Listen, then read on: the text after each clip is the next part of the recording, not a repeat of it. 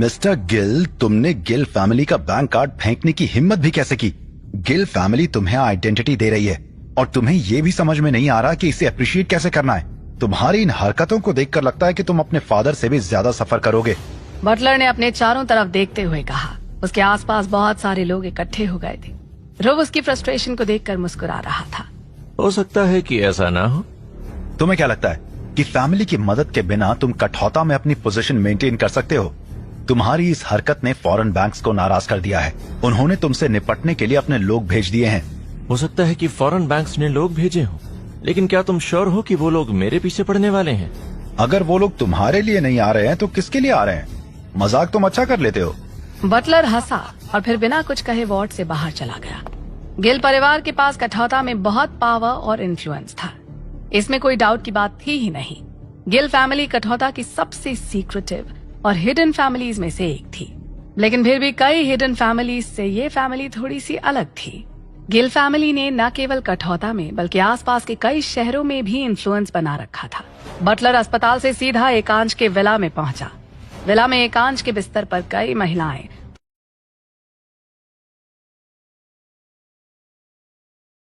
अलग अलग पोजीशंस में लेटी हुई थी। बटलर को अंदर आता देखकर भी एकांश को किसी भी तरह की एम्बैरेसमेंट महसूस नहीं हुई। वो महिलाओं के साथ जिस तरह से लेटा हुआ था वैसे ही लेटा रहा। तो कैसी रही तुम्हारी गिल फैमिली के साहबजादे से मुलाकात? सर, उसका रिएक्शन हमारी उम्मीद से बिल्कुल ही अलग निकला। बटलर एकांश को ये बताते हुए शर्मिंदा महसूस कर रहा था। अब क्योंकि एकांश पहले से ही बटलर का रिएक्शन जानता था, उसे किसी भी तरह की हैरानी नहीं हुई। ध्रुव तो काफी इंटरेस्टिंग है यार। वो तो बिल्कुल अपने बाप की तरह जिद्दी भी है। मजा आएगा उसे खत्म करने में। एकांश की आंखों में चमक साफ देखी जा सकती थी। जब ध्रुव के फादर को गिल फैमिली से निकाला गया था, तब उन्होंने फैमिली के बाहर के लोगों से ज्यादा मेल मिलाप नहीं किया था। वो जल्द से जल्द गिल फैमिली में वापस जाना चाहते थे, लेकिन अब उनके पास खुद के इतने रिसोर्सेज थे कि उन्हें वापस जाने की जरूरत नहीं थी। उनके अरबों डॉलर्स के रेवेन्यू वाले बिजनेसेस भी चल रहे थे। हालांकि गिल फैमिली के रिसोर्सेज के सामने ये कुछ भी नहीं थे। एकांश इस बात को अच्छे से जानता था, इसलिए उसे ध्रुव से या उसके फादर से किसी भी तरह का खतरा महसूस नहीं होता था। कहीं तुम गिल फैमिली की पार्टी का पर्पस तो नहीं भूल गए हो? बाहर से देखने में ये भले ही दादी की बर्थडे पार्टी लगे, लेकिन इसमें जो इवेंट्स होंगे वो बहुत इम्पोर्टेंट होंगे। बटलर को एकांश की बात समझ आ गई थी। ध्रुव की दादी की बर्थडे पार्टी में कठौता के सब इम्पोर्टेंट लोग आने वाले थे, लेकिन पार्टी केवल इसी एक रीजन की वजह से खास नहीं थी। कुछ और भी था जो पार्टी को खास बनाने वाला था। बात ये थी कि दादी ध्रुव के फादर से बहुत प्यार करती थी। जब उसके फादर को गिल फैमिली से निकाला जा रहा था, तब वो बीमार पड़ी हुई थी। अगर वो बिस्तर पर नहीं पड़ी होती तो ध्रुव के फादर को घर छोड़कर जाने नहीं देती। इस बात को लेकर वो खुद को आज तक गिल्टी महसूस करती थी। उन्हें उम्मीद थी कि वो एक दिन अपने पोते को जरूर दोबारा देखेंगे, और इस बार एक और इम्पोर्टेंट काम जो दादी करने वाली थी वो थी अपनी विल बनाना। गिल फैमिली की विल में केवल पैसे का ही मेंशन नहीं होने वाला था। विल में फैमिली के सोशल कॉन्टैक्ट्स का भी जिक्र होने वाला था। ये विल इतनी ज्यादा इम्पोर्टेंट होने वाली थी कि दिल्ली की सारी मेजर फैमिली सांस रोक के विल के बाहर आने का वेट कर रही थी। बटलर जानता था कि एकांश उससे क्या एक्सपेक्ट कर रहा था। उसने एकांश को अश्योर करते हुए कहा, सर, मुझे अच्छे से ये बात पता है कि हम ध्रुव को बर्थडे पार्टी में आने नहीं दे सकते। एक तरीका है जिससे ध्रुव को पार्टी में आने से रोका जा सकता है। अगर उसकी गर्लफ्रेंड को दोबारा से कोई नुकसान पहुंचा दिया जाए तो वो पार्टी में आने की भी नहीं सोचेगा, और हमारे पास डॉक्टर साहब तो हैं ही। एकांश ने कमरे के एक कोने पर काले कपड़े पहनकर बैठे हुए एक इंसान की ओर इशारा किया। उसने हाथ में एक चाय का कप पकड़ा हुआ था। वो डॉक्टर मिन्हास था, डॉक्टर सचान का वही स्टूडेंट जो कि फ्रांस से आया हुआ था। उसके ट्रीटमेंट मेथड्स वेस्टर्न और ट्रेडिशनल दोनों से अलग हुआ करते थे। डॉक्टर मिन्हास ने चाय का कप हवा में ऊपर उठा के एकांश से कहा, मिस्टर गिल, आप चिंता मत करिए। मैं जैसा कहता हूँ वैसा करते रहिए। ध्रुव को बर्बाद करने में ज्यादा टाइम नहीं लगेगा। एकांश मिन्हास की बात सुन के मुस्कुरा दिया। ठीक है। एकांश ने अपने बगल में लेटी हुई महिला की पीठ पर थपकी दी और उसे मिन्हास की तरफ जाने का इशारा किया। महिला वाइन का ग्लास हाथ में लेकर मिन्हास की ओर बढ़ी। थोड़ी देर में महिला मिन्हास के पास पहुंच चुकी थी, लेकिन मिन्हास के हाव भाव में किसी तरह का चेंज नहीं आया। एकांश ये देख के जोर से हंसने लगा। आपको मान गए डॉक्टर साहब। आप लेडीज और अल्कोहल से खुद को कैसे दूर रख लेते हैं? आपको तो टोस्ट भी चाय से करना पड़ेगा। एकांश की बात सुन के मिन्हास भी मुस्कुरा दिया। दूसरी ओर बटलर के चले जाने के बाद ध्रुव तृप्ति के साथ हॉस्पिटल में रुका हुआ था। थोड़ी देर में उसे उसके फादर का फोन आया। बेटा, तुम्हारी गर्लफ्रेंड को होश आ गया? हाँ पापा, होश तो आ गया है, लेकिन फिलहाल वो सो रही है। 10 दिन बाद तुम्हारी दादी का बर्थडे है। हम अपने घर वापस चलेंगे। तृप्ति को भी अपने साथ ले चलेंगे। भले ही ध्रुव के फादर फॉरेन में अपने बिजनेस में बिजी थे, लेकिन फिर भी उन्हें अपनी माँ का बर्थडे याद था। इस साल फाइनली उनके अंदर घर वापस आने की करेज आ गई थी।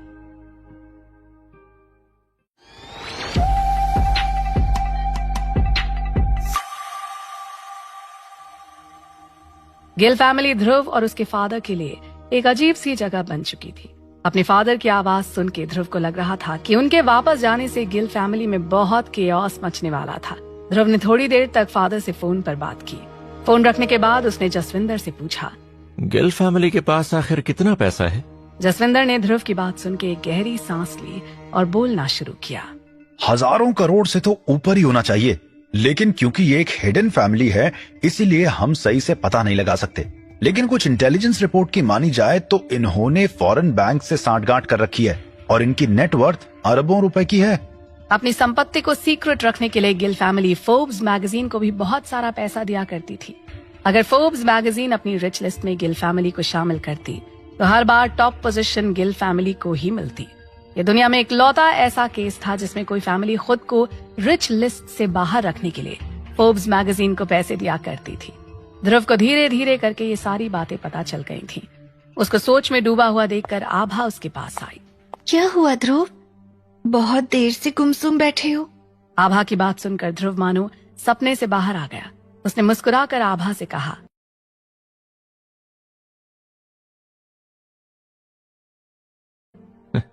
कुछ भी तो नहीं। यार तुम थके हुए लग रहे हो, तुम्हें सिर दर्द हो रहा है क्या? लाओ तुम्हारा सिर दबा दूं। आभा ये कह के ध्रुव के नजदीक आके खड़ी हो गई। ध्रुव आभा के शरीर की गंध को भी महसूस कर सकता था। आभा ध्रुव के सिर की मालिश करने में बिजी थी और ध्रुव का ध्यान बार बार उसकी चेस्ट पर जा रहा था। ध्रुव ने अपने माइंड को डाइवर्ट करने के लिए आभा से बात करनी शुरू कर दी। आजकल तुम बहुत कड़ी मेहनत कर रही हो। हाँ, तो मुझे मेहनत करनी भी चाहिए। वैसे मैं मेहनत अपनी बेस्ट फ्रेंड के लिए कर रही हूँ, तुम्हारे लिए नहीं। आभा ने हंसते हुए ध्रुव के सिर पर प्यार से थपकी दी। ध्रुव भी मुस्कुरा दिया। फिर उसने देखा कि आभा अचानक से सीरियस हो गई थी। यार मैं बार बार उस डॉक्टर के बारे में सोच रही हूँ जो डॉक्टर सचान के साथ आया था। तुम किसी से उसके बारे में पता कराओ ना, वो मुझे बहुत अजीब लगता है। वो हमेशा काले कपड़े क्यों पहने रहता है? ध्रुव ने आभा से वादा किया कि वो डॉक्टर के बारे में जल्द ही इन्फॉर्मेशन निकलवा लेगा। तृप्ति के मदर फादर को हॉस्पिटल में रहते रहते काफी वक्त हो गया था। ध्रुव ने उनसे घर जाके रेस्ट करने के लिए कहा। ध्रुव खुद भी काफी थक चुका था। तृप्ति के मदर फादर के जाने के बाद वो भी हॉस्पिटल की एक बेंच पर लेट गया और उसकी आंख लग गई। कुछ घंटे बाद जब वो उठा तो उसने देखा कि आभा अभी भी उसके बगल में लेटी हुई थी। आभा ने सोते हुए अनजाने में ध्रुव को अपनी बाहों में जकड़ लिया। ध्रुव को शुरुआत में तो काफी अजीब लगा, लेकिन उसे एहसास हुआ कि अगर वो उठ के बैठने की कोशिश करेगा तो आभा जग जाएगी, इसलिए वो चुपचाप आभा के बगल में लेटा रहा। थोड़ी देर बाद जब आभा उठी तो ध्रुव को अपने बगल में देखकर चौंक गई, लेकिन उसने भी खुद को ध्रुव से अलग करने की कोशिश नहीं की, क्योंकि अब तक ध्रुव ने उसकी बाहों में बाहें डाल ली थी।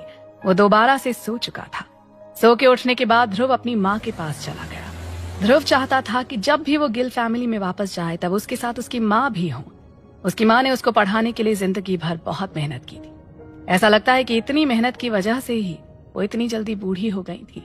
ध्रुव जब अपनी माँ के पास पहुंचा तब वो कपड़े धो रही थी। वो कुछ दिनों तक ध्रुव के बुक किए हुए होटल में रही थी, लेकिन फिर उन्होंने अपने पुराने घर के पास ही एक कमरा रेंट पर ले लिया था, क्योंकि उन्हें होटल रूम में रहने की आदत नहीं थी। ध्रुव की माँ उससे थोड़ा गुस्सा हो गई थी, क्योंकि ध्रुव कई दिनों बाद उनसे मिलने आया था। तुम्हें टाइम मिल ही गया मुझसे आके मिलने का। ध्रुव ने पास आके अपनी माँ को गले से लगा लिया। माँ ने उसे धक्का देकर खुद से अलग करने की कोशिश की। ध्रुव को पता था कि उसकी माँ झूठ मूठ का गुस्सा दिखाने की कोशिश कर रही थी। माँ, मैं तुम्हें किसी से मिलवाना चाहता हूँ। किससे मिलवाना चाहता है मुझे? माँ के मन में बहुत सारे थॉट्स आने लगे थे। कहीं ध्रुव के पापा ने उससे बात करने की कोशिश तो नहीं की थी, या फिर किसी तरह से ध्रुव ने तो अपने पापा का पता नहीं लगाया था। क्या ध्रुव की माँ उसके फादर से मिलने के लिए तैयार थी? माँ के मन में ये सब सोच के धुकधुकी सी हो रही थी, लेकिन ध्रुव ने अगली बात कहकर माँ के मन को शांत कर दिया। माँ, है कोई ऐसी जो तुम्हारी बहू भी बन सकती है? ध्रुव की बात सुन के उसकी माँ के चेहरे पर एक स्माइल आ गई। माँ ने सारे कपड़े साइड पर रखे और पानी से हाथ धोकर तुरंत खड़ी हो गई। पता नहीं किस लड़की की मत मारी गई है जो तेरे जैसे गरीब से शादी करने को तैयार हो गई है। चलो जरा हम भी चल के देखें।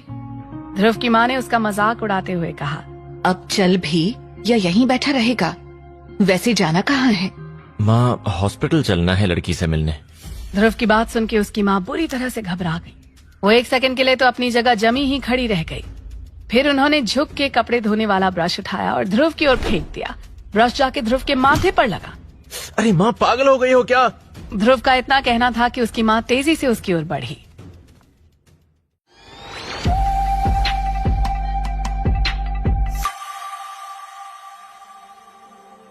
माँ, मेरी बात सुनो, वैसा बिल्कुल भी नहीं है जैसा तुम सोच रही हो। ध्रुव की माँ कपड़े धोने का ब्रश लेके उसके पीछे दौड़ रही थी। उन्हें लग रहा था कि उनके नालायक बेटे ने अपनी गर्लफ्रेंड को शादी से पहले प्रेग्नेंट कर दिया है और ध्रुव ने तृप्ति को अस्पताल में इसलिए एडमिट कराया है क्योंकि वो तृप्ति का अबॉर्शन कराना चाहता है। ध्रुव की माँ उससे बुरी तरह नाराज थी। एक तो हम वैसे भी पैसे की कमी की वजह से स्ट्रगल कर रहे हैं, ऊपर से तुम रोज नए गुल खिला के आ जाते हो। ध्रुव की माँ उसके पीछे भागते भागते थक गई थी। ध्रुव ने मौका देखकर अपनी माँ के हाथ से ब्रश छीन लिया। उसने माँ को सहारा देकर बेड पर बैठाया। उसकी माँ बुरी तरह से हाँफ रही थी। ध्रुव ने एक ग्लास में पानी भर के अपनी माँ को पानी पीने के लिए दिया। माँ, मेरी गर्लफ्रेंड का नाम तृप्ति जिंदल है और वो हॉस्पिटल में इसलिए एडमिट है क्योंकि एक एक्सीडेंट में उसे चोट लग गई थी। ध्रुव की बात सुनकर उसकी माँ को गिल्ट भी हुआ और तृप्ति के लिए चिंता भी हुई। तो ये बात तुमने मुझे पहले क्यों नहीं बताई? हाँ, माँ फिर से ध्रुव पर भड़कने लगी। आपने मौका ही नहीं। माँ ने ध्रुव की बात बीच में काटते हुए बोलना शुरू किया। अब कैसी है वो? खतरे से तो बाहर है ना? ध्रुव की माँ का दिल जोर से धड़क रहा था। खुद ही हॉस्पिटल चल के देख लो। ध्रुव ने मुस्कुराते हुए अपनी माँ से कहा। वो दोनों तुरंत ही हॉस्पिटल के लिए निकल गए। ध्रुव की माँ ने रास्ते में तृप्ति के लिए सेब खरीद लिए। उन्होंने ध्रुव को टॉन्ट मारते हुए कहा, तुम्हें तो अक्ल ही नहीं। कभी किसी से भी खाली हाथ मिलने नहीं जाया जाता है, स्पेशली अगर वो इंसान हॉस्पिटल में एडमिट हो। ध्रुव और उसकी माँ कुछ देर में हॉस्पिटल पहुंच गए। वहाँ आभा पहले से ही मौजूद थी। तृप्ति अभी भी अपने बेड पर आंखें बंद करके लेटी हुई थी। ध्रुव की माँ ने जब तृप्ति को पहली बार देखा तो उन्हें भरोसा नहीं हुआ कि तृप्ति जैसी लड़की उनके बेटे से शादी करने के लिए तैयार हो सकती है। उनको तृप्ति में ऑलरेडी अपनी फ्यूचर बहू दिखने लगी थी। थोड़ी देर में तृप्ति के मदर फादर भी हॉस्पिटल वापस आ गए। तृप्ति की माँ आस्था और ध्रुव की माँ तो ऐसे मिली मानो कई जन्मों की बिछड़ी हुई बहनें मिल रही हूँ। ध्रुव की माँ काफी देर तक तृप्ति के पेरेंट्स से बातें करती रही। उन्हें वो बहुत ही सीधे साधे लोग लगे। उन्हें ये देखकर थोड़ी सी हैरानी भी हुई कि बेटी के हॉस्पिटल में एडमिट होने के बावजूद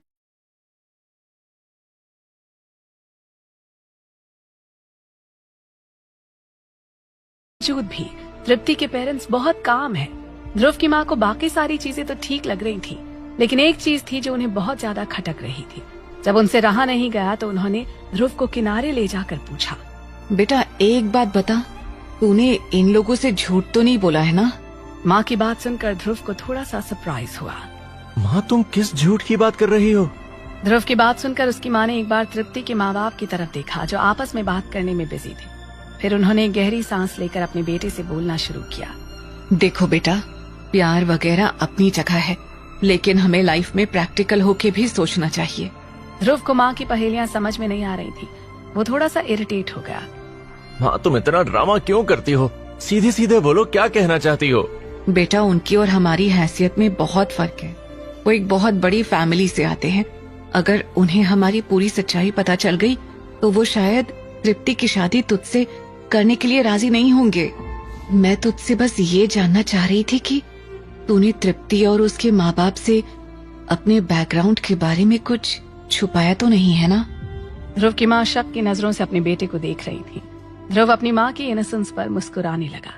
नहीं माँ, न तो मैंने उनसे कुछ छुपाया है और न ही किसी तरह का झूठ बोला है। ध्रुव की माँ की आंखों में अभी भी एक क्वेश्चन बना हुआ था। इसके बावजूद भी तृप्ति तुझसे शादी करने के लिए तैयार है? ध्रुव अपनी माँ की आंखों में छपे हुए क्वेश्चन को साफ साफ पढ़ सकता था। तुम्हें और लग रहा होगा कि तृप्ति के बैकग्राउंड की लड़की मुझसे शादी करने के लिए तैयार है। तुम्हें ऐसा लगना पूरी तरह से नेचुरल भी है। ध्रुव ने अपनी माँ के कंधों पर हाथ रखा। अब वो थोड़ा सा सीरियस लग रहा था। माँ, मैं अभी तुम्हें पूरी बात नहीं बता सकता, लेकिन इतना जरूर कहूंगा कि पापा वापस आने वाले हैं और उनके वापस आते ही तुम्हें सारी चीजें समझ आ जाएंगी। ध्रुव के फादर का जिक्र होते ही उसकी माँ का चेहरा पूरी तरह से काला पड़ गया। उनको समझ नहीं आ रहा था कि ध्रुव के फादर वापस क्यों आ रहे हैं। क्या उन्हें पता नहीं था कि गिल फैमिली उनके लिए रेड कार्पेट नहीं बिछाने वाली थी? ध्रुव की बात सुनकर उसकी माँ बुरी तरह से घबरा गई थी, लेकिन इससे पहले वो अपने कंसर्न ध्रुव से शेयर कर पाए, आभा दौड़ते हुए वहां आई। उसने एक्साइटेड होकर ध्रुव से कहा, तृप्ति को होश आ गया। आभा की बात सुनकर ध्रुव भागते हुए तृप्ति के हॉस्पिटल वार्ड में गया। विश्वास और आस्था वहां पहले से ही मौजूद थी। तृप्ति अपने आसपास के लोगों को घूरे जा रही थी। ऐसा लग रहा था कि वो उनमें से किसी को भी पहचान नहीं पा रही है। लेकिन जैसे ही उसने ध्रुव को देखा, उसकी नजरें ध्रुव पर अटक सी गई। आभा ने ये देखकर तृप्ति के माँ बाप को रूम से बाहर चलने का इशारा किया। अब रूम में केवल तृप्ति और ध्रुव बचे हुए थे। ध्रुव और तृप्ति एक दूसरे की आंखों में देखे जा रहे थे। तृप्ति के बेड के पास रखी हुई टेबल पर ध्रुव की माँ द्वारा लाए गए सेब रखे हुए थे। ध्रुव एक सेब निकाल कर तृप्ति के पास गया। उसने तृप्ति को सेब खिलाने की कोशिश की, लेकिन तृप्ति ने ध्रुव के हाथ से वो सेब छीनकर जमीन पर फेंक दिया और ध्रुव को पीछे की ओर धक्का दे दिया। ध्रुव को तृप्ति के इस बिहेवियर का रीजन समझ में नहीं आया।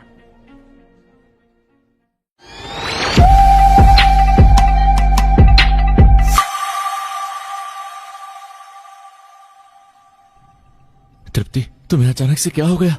मुझे नहीं पहचाना क्या? मैं ध्रुव हूँ। ध्रुव की बात का तृप्ति पर कोई भी असर नहीं हुआ। वो गुस्से से ध्रुव को घूरे जा रही थी। जब उसने दोबारा से तृप्ति के पास जाने की कोशिश की तो वो जोर जोर से चीखने लगी। उसकी चीख सुन के हेड नर्स भागते हुए अंदर आई। क्या हुआ तृप्ति? तृप्ति ध्रुव की ओर इशारा करके रोने लगी। सिस्टर, मेरे रूम में कोई स्ट्रेंजर घुसा है। मुझे इससे बहुत डर लग रहा है। आप इसे तुरंत रूम से निकालो। हेड नर्स ने तृप्ति को चुप कराने की बहुत कोशिश की, लेकिन वो ध्रुव की प्रेजेंस में खुद को बहुत ही अनसेफ महसूस कर रही थी। आभा, विश्वास और आस्था तृप्ति के हॉस्पिटल रूम के बाहर खड़े हुए थे। आभा ने कांच से झांककर अंदर देखा तो पाया कि तृप्ति ध्रुव की तरफ अग्रेसिव इशारे कर रही है। ये देखकर वो रूम के अंदर आ गई। तृप्ति के मदर फादर भी आभा के पीछे पीछे रूम के अंदर आ गए। अंदर का नजारा देखकर वो सब सन्न रह गए। जिस ध्रुव को तृप्ति अपनी जान से भी ज्यादा प्यार करती थी, वो उसी ध्रुव को गंदी गंदी गालियां देके रूम से बाहर जाने के लिए कह रही थी। हेड नर्स के लिए भी तृप्ति को कंट्रोल करना बहुत मुश्किल होता जा रहा था। आभा को ध्रुव की हालत पर बहुत तरस आ रहा था। इतने दिनों से ध्रुव अपनी जिस गर्लफ्रेंड को बचाने के लिए दौड़ भाग कर रहा था, वही गर्लफ्रेंड उसे स्ट्रेंजर समझ के उससे डर रही थी। आभा ने ध्रुव की तरफ इशारा करके तृप्ति से पूछा, तृप्ति, तुम सच में ध्रुव को नहीं जानती हो? आभा की बात सुन के तृप्ति और भी ज्यादा भड़क गई। उसने आभा पर भी चिल्लाना शुरू कर दिया। मुझे पता है कि तुम दोनों मिले हुए हो। तुम दोनों मिलके मुझे और मेरी फैमिली को मार डालना चाहते हो।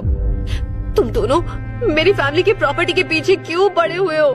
तृप्ति को इस बात की भनक भी नहीं थी कि वो बेसर पैर की बातें कर रही है। जिन लोगों को वो अपनी लाइफ का विलन समझ रही थी, उनमें से एक उसका बॉयफ्रेंड था और दूसरी उसकी बेस्ट फ्रेंड। जब ध्रुव और आभा पर चीख चिल्लाकर उसका मन भर गया, तो उसकी नजर अपने माँ बाप पर पड़ी। माँ बाप को देखते ही तृप्ति की आंखों में आंसू आ गए। माँ, मेरे पास आओ। ध्रुव और आभा को ये देखकर थोड़ी राहत मिली कि तृप्ति ने कम से कम अपने माँ बाप को तो पहचान लिया था। तृप्ति की माँ जाके अपनी बेटी की गले लग गई। उनकी आंखों से आंसू आ रहे थे। तृप्ति के फादर विश्वास भी खुद को कंट्रोल नहीं कर सके। उनकी आंखें भी गीली हो गई थी। वो भी अपनी बीवी और बेटी के पास जाकर खड़े हो गए। थोड़ी देर में फैमिली के तीनों लोगों ने एक दूसरे को बाहों में भर लिया। इसी दौरान तृप्ति ने फुसफुसाते हुए अपने माँ बाप से कहा, मम्मी, पापा, आप मेरी बात ध्यान से सुनो। जो ये लड़का लड़की आपके पीछे खड़े हुए हैं ना, वो एक नंबर के स्कैमर्स हैं। वो एक कपल बन के लोगों को लूटते हैं। आप लोग इनके चक्कर में बिल्कुल भी मत पड़ना। तृप्ति की माँ ने हाँ में सिर हिलाया। उन्हें तृप्ति की बातें सुनकर बहुत बुरा लग रहा था। वो मन ही मन ध्रुव को अपना दामाद मान चुकी थी और उनकी बेटी ध्रुव के बारे में ऐसी बातें कर रही थी। उन्होंने हिम्मत करते हुए तृप्ति से पूछा, बेटा, तुम्हें सच में याद नहीं कि वो लड़का कौन है? अपनी माँ के कहने पर तृप्ति ने फिर से ध्रुव की ओर ध्यान से देखा। उसने ना में सिर हिला दिया, लेकिन उसे धीरे धीरे आभा के बारे में कुछ याद आ रहा था। कुछ देर बाद वो आभा को देखकर अचानक से चिल्ला पड़ी, आभा, तुम कहाँ थी इतने दिनों से? पता है मैंने तुम्हें कितना मिस किया। तृप्ति की बात सुन के आभा को बहुत ही ज्यादा सुकून महसूस हुआ। उसकी बेस्ट फ्रेंड ने फाइनली उसे रिकॉग्नाइज कर लिया था। वो दौड़ के आभा के पास गई और उसे गले लगा लिया। ये देख के ध्रुव की भी उम्मीद बढ़ने लगी। उसे भी लगने लगा था कि तृप्ति धीरे धीरे उसे भी रिकॉग्नाइज कर ही लेगी, लेकिन उसका अजम्पशन पूरी तरह से गलत था। तृप्ति अपने पेरेंट्स और आभा से बात करने में मशगूल हो गई थी। उसे याद ही नहीं रहा कि ध्रुव भी उस रूम में मौजूद है। तृप्ति के एक्सीडेंट से पहले ध्रुव उसकी लाइफ में सबसे इम्पोर्टेंट इंसान हुआ करता था। वो धीमे कदमों से रूम से बाहर निकल गया। कुछ देर में वो अपनी माँ के पास पहुंच गया, जो हॉस्पिटल की बेंच पर बैठी हुई थी। उसकी माँ के हाथों में एक लाल लिफाफा था जिसमें कुछ पैसे रखे हुए थे। ध्रुव की माँ की फैमिली में पहली बार बहू से मिलने पर उसे लाल लिफाफे में रखकर पैसे देने की परंपरा थी। अभी तक ध्रुव की माँ को ऐसा करने का मौका ही नहीं मिला था। लिफाफे में रखे हुए पैसे उन्होंने लोगों से उधार लिए थे। जब उन्हें पता चला कि तृप्ति ने ध्रुव को पहचानने से इनकार कर दिया है तो उनका दिल बैठ गया। उन्होंने इस चीज के लिए भी ध्रुव को ब्लेम करना शुरू कर दिया। तुमने ही पक्का कुछ गड़बड़ की होगी, तभी उसने तुम्हें पहचानने से इनकार कर दिया। अपनी माँ की बात सुन के ध्रुव थोड़ा सा इरिटेट हो गया। माँ, तुम्हें तो हर चीज में मेरी ही गलती नजर आती है। उसने मुझे छोड़ के बाकी सब लोगों को पहचान लिया है। पता नहीं क्यों वो मुझे स्पेशल ट्रीटमेंट दे रही है। ध्रुव तृप्ति के बिहेवियर से दुखी था। उसकी माँ को भी ये बात समझ में आ गई। उन्होंने ध्रुव के कंधे पर हाथ रख के कहा। उनकी टोन पूरी तरह से चेंज हो चुकी थी। कोई बात नहीं बेटा, एक मेजर एक्सीडेंट के बाद उसे इतने दिनों बाद होश आया है। शायद उसकी मेमोरी पर कोई फर्क पड़ा हो। टेंशन मत लो, धीरे धीरे उसे सब याद आ जाएगा। माँ के समझाने का ध्रुव पर कोई भी असर नहीं पड़ा। माँ, उसे केवल मैं ही याद नहीं हूँ। वो वहाँ से उठकर डॉक्टर के पास चला गया।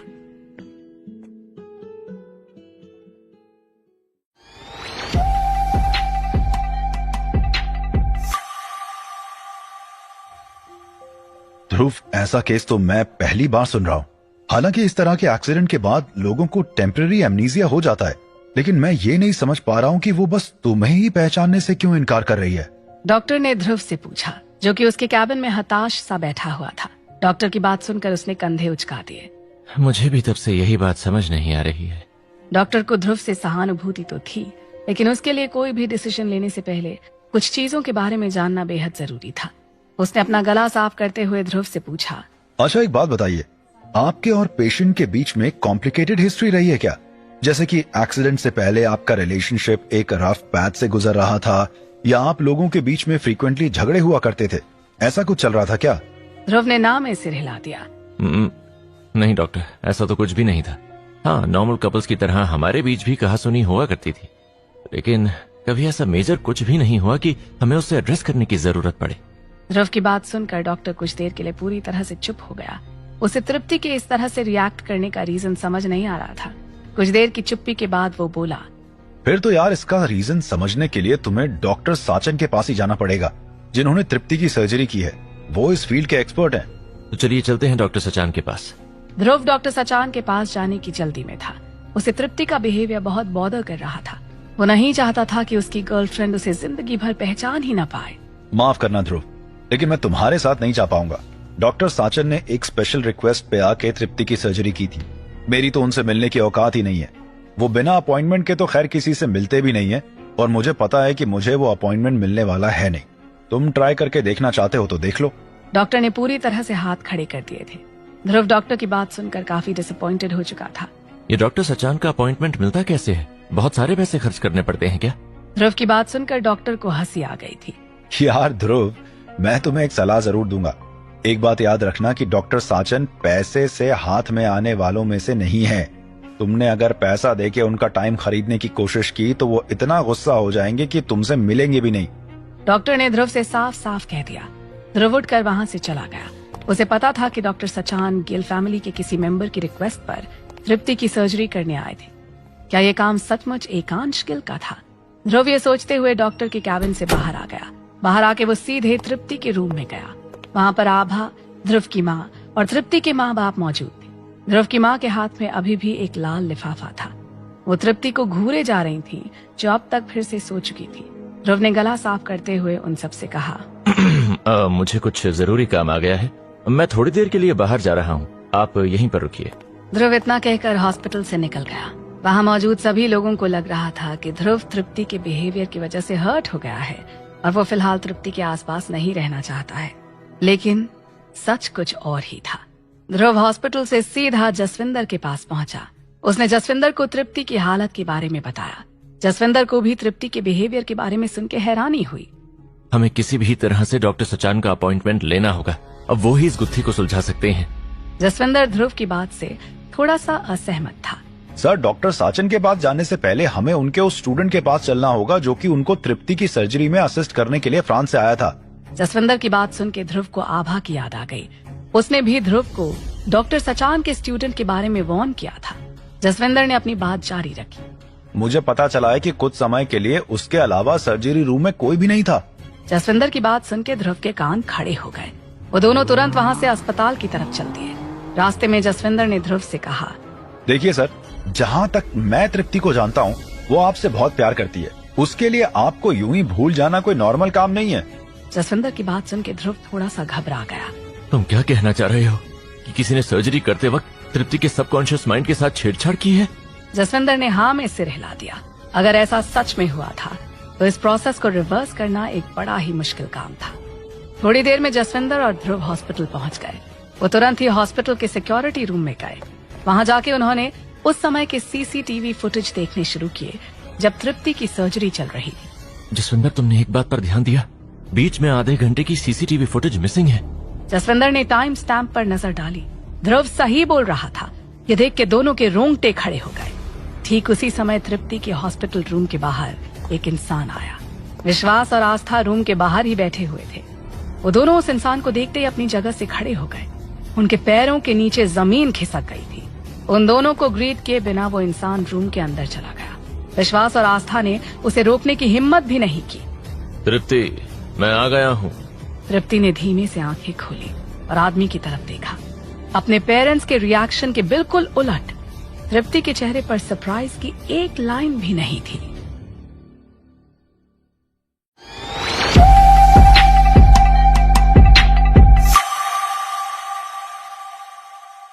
सभी सिक्योरिटी कैमरास की फुटेज चेक करने के बाद भी ध्रुव को कुछ नहीं मिला। जसविंदर भी उसके साथ ही बैठा हुआ था। उसने ध्रुव से कहा, उन्होंने सारी रेलेवेंट फुटेज डिलीट कर दी है। मैंने पुलिस से भी मदद लेने की कोशिश की थी, लेकिन पुलिस स्टेशन में भी उनके पास कोई भी फुटेज अवेलेबल नहीं है। दूसरी पार्टी ने अपने कनेक्शंस का यूज करके फुटेज रिमूव करा दी होगी। जसविंदर की बात सुन के ध्रुव को झटका लगा। उसे शक था कि ये काम गिल फैमिली के ही किसी मेंबर का है। शायद वो नहीं चाहते थे कि ध्रुव की फैमिली में वापस हो। ये अफसोस की बात थी कि उसे और उसके फादर को वापस जाना पड़ रहा था। वो इन सब चीजों के बारे में सोच ही रहा था कि जसविंदर ने उससे कहा, हालांकि मैं डॉक्टर नहीं हूँ, लेकिन तृप्ति की हालत देखकर लग रहा है कि वो कुछ दिनों में नॉर्मल हो जाएगी। ध्रुव ने सिर हिलाया। उसे भी ऐसा ही लग रहा था। ध्रुव से कोई भी झूठ बोल सकता था, लेकिन उसे विश्वास था कि तृप्ति उससे झूठ नहीं बोलेगी। तृप्ति का बिहेवियर देखकर ये कहना बहुत आसान था कि वो अपनी मेमोरी खो चुकी है, लेकिन उसके कई सारे एक्शंस ऐसे भी थे जो इसके बिल्कुल ऑपोजिट कहानी कह रहे थे। ध्रुव को लग रहा था कि होश में आने में तृप्ति ने नॉर्मल से ज्यादा समय लगा दिया था। शायद ऐसा भी हो रहा हो कि होश में आ जाने के बाद भी तृप्ति आंखें बंद किए हुए लेटी रही हो। क्या तृप्ति ने जब पहली बार आंखें खोली थी तो उसके हॉस्पिटल रूम में ध्रुव के अलावा कोई और था? क्या उसने डर के मारे आंखें बंद कर ली थी? जसविंदर ने ध्रुव को अश्योर करते हुए कहा, आप चिंता मत करिए ध्रुव सर, मेरे आदमी जब तक इस मिस्ट्री को सुलझा नहीं लेते तब तक चैन से नहीं बैठेंगे। ध्रुव को जसविंदर पर पूरा भरोसा था। उसने जसविंदर के कंधे पर हाथ रख दिया। उसे अपने एक और साथी से कांटेक्ट करना जरूरी था। उसने तुरंत निहाल को फोन लगाया और कहा, हम गिल फैमिली में लौट रहे हैं। अब हमें और भी ज्यादा हार्ड वर्क करने की जरूरत पड़ेगी। ध्रुव ने निहाल से कहा। हालांकि उसने निहाल को तृप्ति के बारे में कुछ नहीं बताया। वो निहाल को बिल्कुल भी डिस्ट्रैक्ट नहीं करना चाहता था। निहाल को और भी जरूरी कामों पर कंसंट्रेट करना जरूरी था। दूसरी ओर ध्रुव के एक्शंस के कॉन्सिक्वेंसेस किसी और को झेलने पड़ रहे थे। गिल फैमिली के विला के मेन हॉल में कई सारे लोग इकट्ठा हुए थे। सारे लोग या तो कुर्सियों पर बैठे हुए थे या फिर गद्दों पर, लेकिन एक शख्स ऐसा भी था जो जमीन पर बैठा हुआ कांप रहा था। वो शख्स था एकांश का बटलर। मुझे माफ कर दीजिए। मेरा इंटेंशन गिल फैमिली को डिसरिस्पेक्ट करने का बिल्कुल भी नहीं था। गिल फैमिली ने बटलर को समन इसलिए किया था क्योंकि उसकी प्रेजेंस में गिल फैमिली के विला और गराज की चाबी जमीन पर फेंक दी गई थी। गिल फैमिली के मेंबर्स को सबसे ज्यादा दुख गिल फैमिली के बैंक कार्ड की डिसरिस्पेक्ट से पहुंचा था। बटलर ने वहां मौजूद सारे फैमिली मेंबर्स को डिटेल में घटना सुनाई। उसका कहना था कि ध्रुव ने ये सब इतनी जल्दी किया कि उसे रिएक्ट करने का मौका ही नहीं मिला। बटलर ने कहानी पूरी करके एक औरत की तरफ देखा जो कि उसके भाग्य का फैसला करने वाली थी।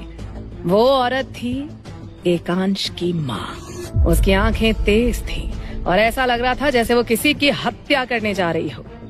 गिल फैमिली एक बड़ी फैमिली थी। किसी भी बड़े परिवार की तुलना गिल फैमिली से नहीं की जा सकती थी, भले ही वो मित्रन परिवार ही क्यों ना हो। गिल परिवार के सामने उनकी औकात ज्यादा नहीं थी। गिल फैमिली के पास न केवल अपनी फाइनेंशियल टीम्स, कंपनीज और प्रोडक्शन लाइंस थी, बल्कि उनके पीछे हथियारों की भी ताकत थी। इसके अलावा गिल फैमिली कठौता में बहुत ही पॉपुलर थी। जो लोग किसी भी बड़े पोस्ट पर बैठने की इच्छा करते थे, उन्हें गिल फैमिली के आशीर्वाद की जरूरत पड़ती थी। इसलिए कोई भी किसी भी कीमत पर गिल फैमिली को ऑफेंड नहीं करना चाहता था, और ध्रुव ने एकदम ऐसा ही किया था। उसने गिल फैमिली को ऑफेंड किया था। एक और बात जो गिल फैमिली को और भी खास बनाती थी वो था उनका कंट्रोल। वो कभी भी पावर पॉलिटिक्स में डायरेक्ट पार्टिसिपेट नहीं करते थे। वो हमेशा एक किंग मेकर की भूमिका में रहते थे। उन्होंने कभी भी किंग बनने की नहीं सोची। इसलिए दिल्ली में कितने ही किंग्स चेंज क्यों ना हो जाएं, गिल फैमिली की रेपुटेशन कांस्टेंट बनी रहती थी। एकांश को डर लग रहा था कि बटलर के साथ उसे भी सजा दी जा सकती है। तभी उसकी माँ ने खड़े होकर हॉल में मौजूद लोगों को एड्रेस करना शुरू कर दिया। इसमें मेरे बेटे एकांश की गलती है। अपनी माँ की बात सुन के एकांश और वहाँ मौजूद सभी लोग चौंक गए। हॉल में तुरंत ही खुसर फुसर शुरू हो गई। एकांश की माँ ने आगे बोलना शुरू किया। मेरे बेटे की गलती ये है कि वो एक बहुत ही दयालु इंसान है। उसे उस सड़क छाप ध्रुव पर दया आ गई थी और गिल फैमिली का मेंबर होने की वजह से मेरे बेटे ने उसकी मदद कर दी थी। हाँ, मैं ये मानती हूँ कि मेरा बेटा अभी थोड़ा यंग है और उसे समझ नहीं आया कि कहाँ रुक जाना है, लेकिन उसे बिल्कुल भी आइडिया नहीं था कि वो बदमाश ध्रुव गिल फैमिली की रेपुटेशन को मिट्टी में मिलाने की कोशिश करेगा। एकांश की माँ की बात खत्म होते ही हॉल में सन्नाटा छा गया।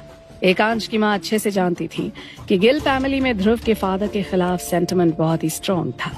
उसने उन्हीं सेंटिमेंट्स का यूज करके अपने बेटे को बचा लिया था।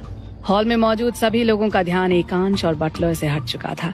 वो सभी ध्रुव और उसके फादर के खून के प्यासे हो चुके थे। मैंने सुना है उस भगोड़े ने फॉरेन में बड़ा बिजनेस सेटअप कर लिया है। इतना ही बड़ा बिजनेसमैन बन गया है तो अपने बेटे को कठौता में क्यों छोड़ा हुआ है? उसे क्या लगता है कि अपने बेटे की मदद से वो गिल फैमिली के गढ़ में सेंध मारने में कामयाब हो जाएगा? सेंध तो क्या ही मारेगा, कठौता की धरती पर कदम तो रख के देखे जरा, सारी औकात पता चल जाएगी।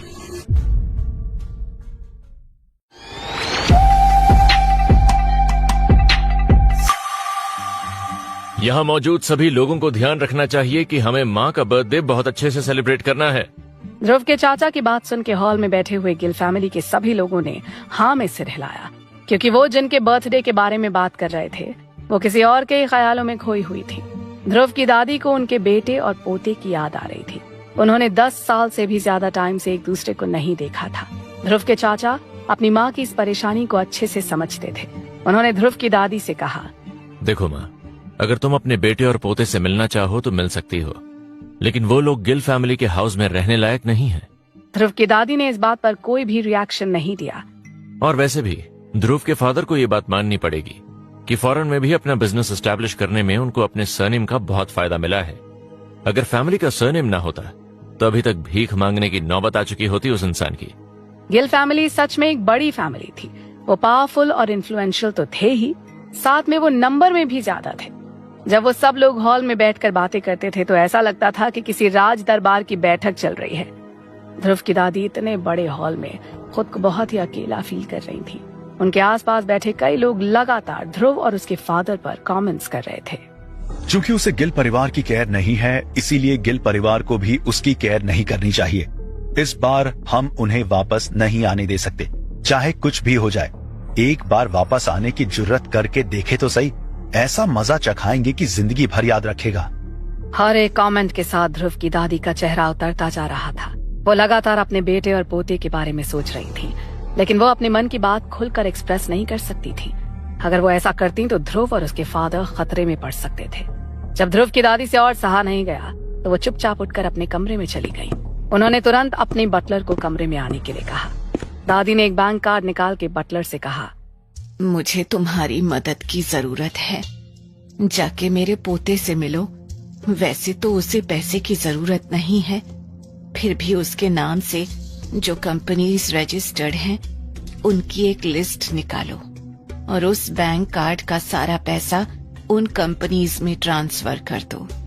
बटलर ने बैंक कार्ड हाथ में लिया और ध्रुव की दादी से पूछा, कितना पैसा है इसमें? 1000 करोड़ से तो ऊपर ही होगा। ये सब पैसा मैंने जवानी में कमाया था, अब मुझे इसकी कोई जरूरत नहीं है। बटलर ने सिर झुकाया। वो वहाँ से निकलने ही वाला था कि ध्रुव की दादी ने पीछे से उसे आवाज दी, सुनो, पैसे को किसी फॉरेन कंपनी में ट्रांसफर करना, ताकि इस मनी ट्रेल को वो तो क्या ध्रुव तक ना ट्रेस कर पाए। समझ गया। बटलर ने सिर हिलाया और वहाँ से चला गया। जल्द ही ध्रुव के अकाउंट में एक बड़ा अमाउंट ऐड हो गया। दूसरी ओर हॉस्पिटल में एक ऐसी घटना घट रही थी जिसने ध्रुव की माँ को हैरान कर दिया। जो कुछ उनके सामने हो रहा था वो रियल भी था। तृप्ति तो उससे बिल्कुल अलग निकली जैसा उनके बेटे ने उन्हें बताया था। एक आदमी गेट से तृप्ति के हॉस्पिटल रूम के अंदर गया और तृप्ति को बाहर ले आया। ध्रुव की माँ ही नहीं, विश्वास और आस्था भी हैरान रह गए। तृप्ति अभी अभी ठीक हुई थी। भले ही ऑपरेशन सफल रहा हो, फिर भी उसे तुरंत अस्पताल से छुट्टी नहीं दी जा सकती थी। तृप्ति ने अपनी माँ को सामने खड़ा पाया तो कहा, माँ, मैं जा रही हूँ। आस्था अपनी बेटी की बात सुन के सरप्राइज हो गई। बेटी, तुम कहाँ जा रही हो? माँ, मैं बहुत देर से बेड पर लेटी हुई हूँ। मैं ताजी हवा लेने के लिए बाहर जा रही हूँ। वैसे अब आपको अस्पताल में मेरा वेट करने की जरूरत नहीं है। तृप्ति ने आंखें झपका के ये सिग्नल करने की कोशिश की कि वो एक अच्छी हालत में है। विश्वास जिंदल ने आगे बढ़कर तृप्ति को रोकने की कोशिश की। ये क्या बेवकूफी कर रही हो? तुम कहीं नहीं जा सकती। अभी तो तुम्हारे टांके भी काटे नहीं गए हैं। तृप्ति अपने फादर की बात सुनकर हंसने लगी। आप अपने काम से काम रखो। आपको मेरे घाव की चिंता करने की कोई जरूरत नहीं है। तृप्ति ने अपने फादर से ठीक से बात भी नहीं की और वो हॉस्पिटल से बाहर चली गई। विश्वास हैरान रह गए। ये उनकी बेटी तृप्ति नहीं थी, ये कोई और था। उनकी बेटी पहले इतनी जिद्दी नहीं थी। आखिर हुआ क्या था? विश्वास ने बेटी का पीछा किया, लेकिन जब तक वो हॉस्पिटल के गेट पर पहुंचे तब तक तृप्ति एक कार में बैठकर वहां से जा चुकी थी। कार में उसके बगल में एक डॉक्टर बैठा था जिसने काले कपड़े पहने हुए थे। मिस जिंदल, आपको टेंशन लेने की जरूरत नहीं है, मैं आपको सेफ रखूंगा। काले कपड़े पहने हुए डॉक्टर ने तृप्ति से कहा। ध्रुव की माँ खड़ी होके ये नजारा देख रही थी। वो तृप्ति की हरकत देखकर हैरान हो रही थी। तभी उनका फोन बजा। उन्हें एक फॉरेन नंबर से कॉल आ रहा था। आमतौर पर उन्हें फॉरेन नंबर से कॉल्स नहीं आया करते थे। उन्होंने फोन उठाया तो एक ऐसी आवाज सुनी जिसे सुनने के लिए वो तरस गई थी। उन्हें ये कॉल ध्रुव के फादर ने किया था। पहले कुछ सेकंड्स के लिए तो ध्रुव की माँ को उसके फादर की बात समझ ही नहीं आई। फिर उन्होंने अचानक से कहा, तुम अभी भी जिंदा हो? ध्रुव के फादर उसकी माँ की बात सुनकर हंस पड़े। क्यों, तुम नहीं चाहती क्या कि मैं जिंदा रहूं? ध्रुव की माँ ने इस बात का कोई जवाब नहीं दिया। अच्छा सुनो, कल मैं कठौता आ रहा हूँ, हम जल्द ही गिल फैमिली के घर पर चलेंगे। ध्रुव के फादर की बात सुनकर उसकी माँ को भरोसा नहीं हुआ।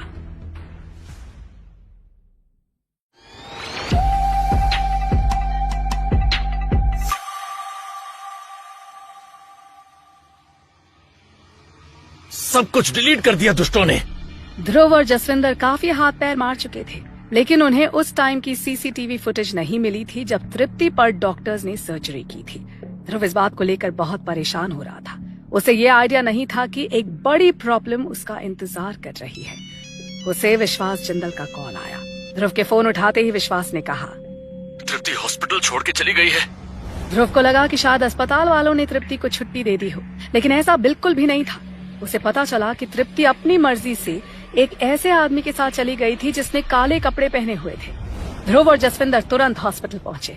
अब तक तो तृप्ति को गए काफी टाइम हो चुका था। ध्रुव और जसविंदर ने हॉस्पिटल की सीसीटीवी फुटेज देखनी शुरू की। उन्हें पक्का विश्वास था कि फुटेज डिलीट कर दी गई होगी, लेकिन इस बार उनका अजम्पशन गलत निकला। सीसीटीवी फुटेज में तृप्ति एक आदमी के साथ गाड़ी में बैठती हुई दिखाई दे रही थी। इस कार को ट्रैक करो। तभी ध्रुव को किसी का कॉल आया। ये नंबर ध्रुव पिछले कुछ दिनों में कई बार देख चुका था। उसे पता चल गया कि कॉल एकांश गिल ने की है। पहले तो उसने कॉल नहीं उठाई क्योंकि उसे पता था कि एकांश उसका टाइम ही वेस्ट करेगा, लेकिन तभी एकांश ने उसे कुछ ऐसा मैसेज भेजा कि ध्रुव को उसे कॉल बैक करने के लिए मजबूर होना पड़ा। ज्यादा एफर्ट मारने की कोई जरूरत नहीं है। वो कार जिसमें तृप्ति बैठ के गई है वो मिलने वाली नहीं है। क्या हुआ ध्रुव गिल? मुझे तो लग रहा था कि तुम्हारा मुझसे बात करने का मन ही नहीं है। मैं तुम्हारी कॉल एक्सपेक्ट ही नहीं कर रहा था। बोलो, कुछ काम था क्या? एकांश ने ध्रुव का मजाक उड़ाते हुए कहा। तृप्ति कहाँ है? एकांश ने अनजान बनने की बहुत ही फेक कोशिश की। अरे मुझे कैसे पता होगा? मुझे तो लग रहा है कि वो जहाँ भी गई है अपनी मर्जी से गई है। टेंशन मत लो, थोड़ी देर में वापस आ जाएगी। अगर उसका मन करेगा तो। एकांश की मौकरी ने ध्रुव का गुस्सा और बढ़ा दिया था। तुम चुपचाप बता रहे हो कि नहीं, या मैं गिल फैमिली की विला में आके पूछूं? अगर तृप्ति को कुछ हो गया ना तो मैं अपने हाथों से तुम्हारा मर्डर करूंगा। ध्रुव की बात सुन के एकांश सहम गया। पहले ध्रुव ने कभी भी उसे जान से मारने की धमकी नहीं दी थी। कॉल चल रही थी, लेकिन एकांश के मुंह से कुछ सेकंड्स के लिए एक वर्ड भी नहीं निकला। अबे मौत की बात सुनते ही मर गया क्या?